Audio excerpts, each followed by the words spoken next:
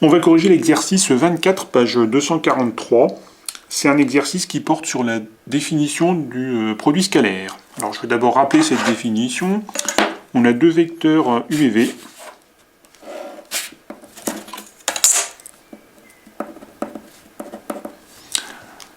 On va appeler UV l'angle entre ces deux vecteurs. Donc là on a l'angle UV.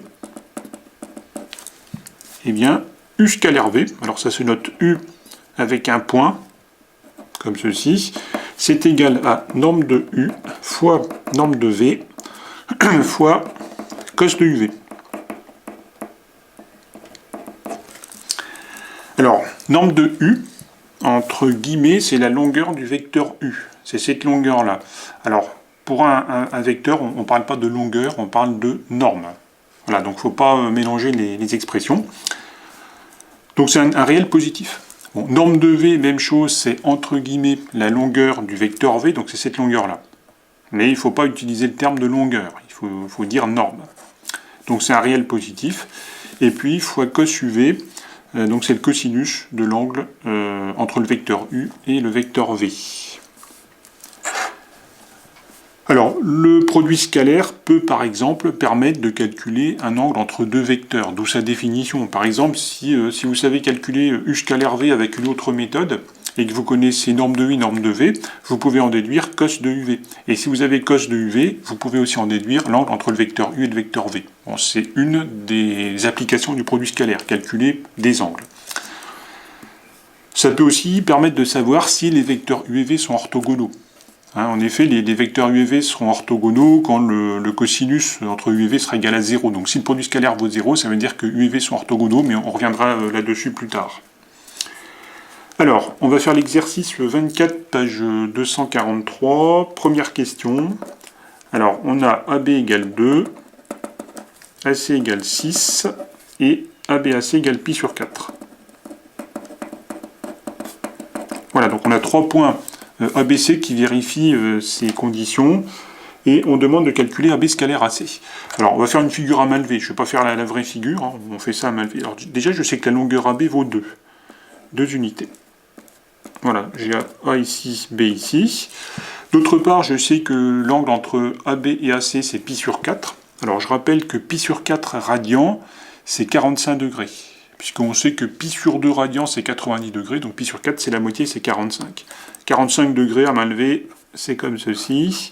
Et je sais que la longueur AC fait 6 unités, donc j'ai 1, 2, 3, 4, 5, 6. Le point C est ici. Voilà. Ici j'ai donc 2 unités, 6 unités ici, et là j'ai un angle de pi sur 4 radians entre le vecteur AB et le vecteur AC. Et on demande de calculer AB scalaire AC. Par définition, c'est norme de AB fois norme de AC fois cosinus de l'angle entre le vecteur AB et le vecteur AC. Alors, la norme de AB, c'est la longueur AB. Fois la norme de AC, c'est la longueur AC. Fois cosinus de l'angle. Alors, ABAC, on sait que c'est pi sur 4 radians, donc cosinus pi sur 4. La longueur AB, par définition, c'est 2 unités. La longueur AC, c'est 6 unités.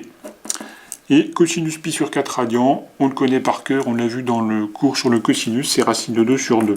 Bon, je simplifie, il reste 6 racines de 2. Donc AB scalaire AC, c'est 6 racines de 2 à partir de la définition. Deuxième question. AB égale racine de 3. AC, c'est 1. Et puis ABAC, c'est moins pi sur 6. Toujours en radians. Je fais une figure à main levée. AC, c'est une unité. Je vais commencer par AB, pardon. Bon, on va supposer que ça, c'est une unité. AB, c'est racine de 3, c'est 1,7. Alors, 1,7, c'est à peu près ici. Donc, le point B est ici. Là, j'ai racine de 3. On sait que ABAC égale moins pi sur 6 radians. Alors, pi sur 6, pour le convertir en degrés, on multiplie par 180 sur pi. Alors si je fais pi sur 6 fois 180 sur pi, j'obtiens 30. C'est 30 degrés. Attention, ABAC c'est moins pi sur 6, donc on va tourner dans le sens indirect. Donc Je pars d'ici, je mesure 30 degrés, mais dans le sens indirect. 30 degrés, c'est à peu près comme ça. Voilà. Donc là, j'ai un angle de moins pi sur 6 radians, soit moins 30 degrés. La longueur AC, c'est une unité, donc le point C, il est à peu près ici. Alors, vous calculez AB scalaire AC. Je vais utiliser la définition, c'est norme de AB fois norme de AC fois le cosinus de l'angle entre le vecteur AB et le vecteur AC. La norme du vecteur AB, c'est cette longueur-là, donc c'est la longueur AB. La norme du vecteur AC, c'est cette longueur-là, comme ceci, donc c'est la longueur AC. Fois cosinus de l'angle entre le vecteur AB et le vecteur AC, on a dit que c'est moins pi sur 6 radians. La longueur AB, elle est égale à racine de 3. AC, c'est 1. Et puis cos de moins pi sur 6. On a vu que la fonction cosinus, elle est paire. Donc ça veut dire que cos de moins pi sur 6 égale cos pi sur 6. Et cos pi sur 6, on a vu que c'est racine de 3 sur 2. Alors il reste racine de 3 au carré sur 2. Et racine de 3 au carré, par définition, c'est 3. Ça fait donc 3 demi. Dernière question. AB égale 5. AC égale 3 quarts. Et l'angle entre le vecteur AB et le vecteur AC, c'est 2pi sur 3 radians. On va commencer par une figure à main levée. Le vecteur AB, il fait 5 unités. Enfin, ou plutôt la longueur AB fait 5 unités. Ensuite, on sait que l'angle entre AB et AC, c'est 2pi sur 3. On peut convertir en degrés, je multiplie par 180 sur pi, et ça fait 120 degrés. Alors 120 degrés, on va dire que c'est comme ça. Et on sait que la longueur AC vaut 3 quarts d'unité. Donc une unité est ici, donc 3 quarts d'unité c'est ici. Donc le point C est par là.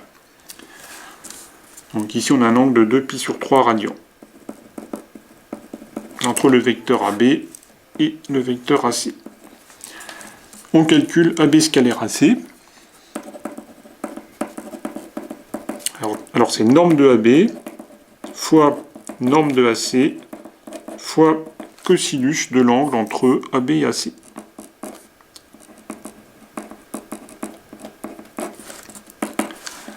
La norme du vecteur AB, c'est cette longueur-là. Donc c'est la longueur AB. Fois la norme du vecteur AC, c'est cette longueur-là. Donc c'est la longueur AC. Fois cosinus de l'angle entre AB et AC. C'est 2pi sur 3. Alors AB, on a dit que c'est 5. AC, c'est 3 quarts.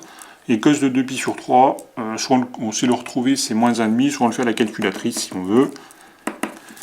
On simplifie, il reste moins 15 sur 8.